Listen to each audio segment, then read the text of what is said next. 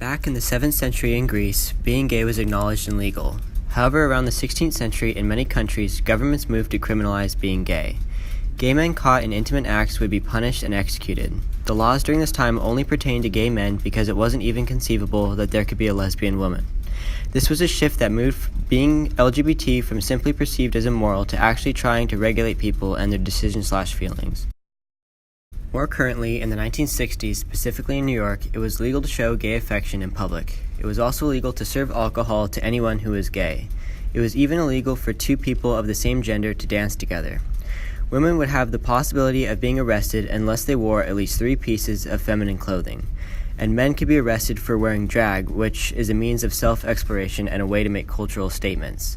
Along with this, it was not uncommon for random acts of violence against LGBT people. Gay bashing and rapes were often committed by police officers. This left the LGBT with no law enforcement options to deal with this problem. To fix this issue, one of the earliest gay civil rights groups was created. It was called the Mattachine Society and was founded by Harry Hay. The group was widespread and had 3 major goals: to unify homosexuals with straight people, to lead more socially conscious homosexuals to become leaders, and assist gays who are oppressed. Slowly, the web of groups began to fall apart and each went their separate way.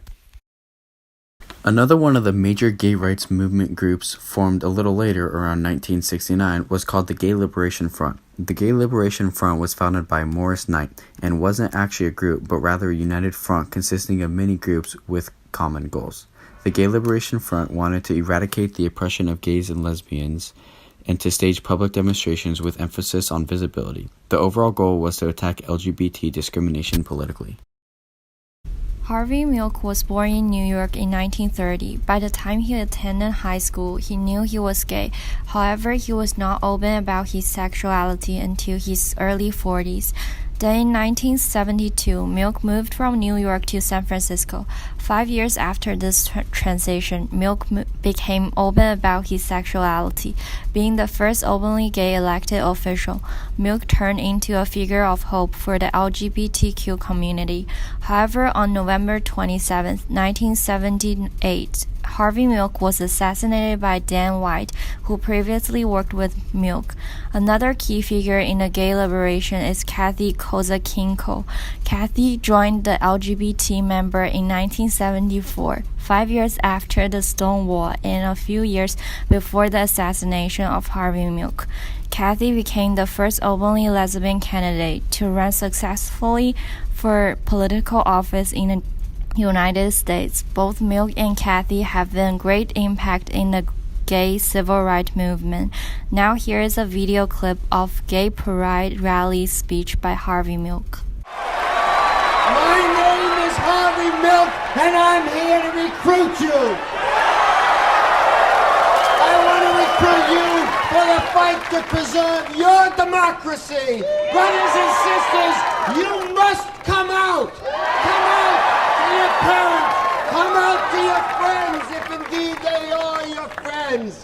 Come out to your neighbors. Come out to your fellow workers. Once and for all, let's break down the myths and destroy the lies and distortion. The goal of the Gay Pride Rally speech is to end job, church, and military discrimination. Also, issues on media invisibility. Another historical event of the gay liberation is Stonewall riots. The Stonewall riots were a clash between the police and gay rights activists outside of a gay bar in Greenwich Village section of New York City. Many of these gay bars had been the subject of police raids and harassment. On this night, people were milling around outside, and they began to jeer and jostle with the policemen.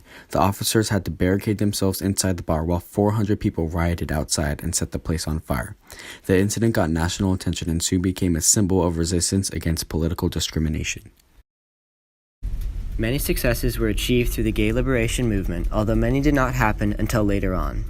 One of the first major achievements was in 1994 when an anti-hate crime law was passed that allowed a judge to impose harsher punishments for attacks based on sexual orientation.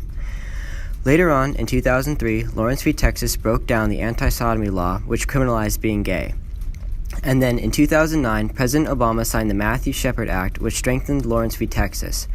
President Obama also eventually allowed LGBT people to serve in the military, and Obergefell versus Hodges legalized gay marriage.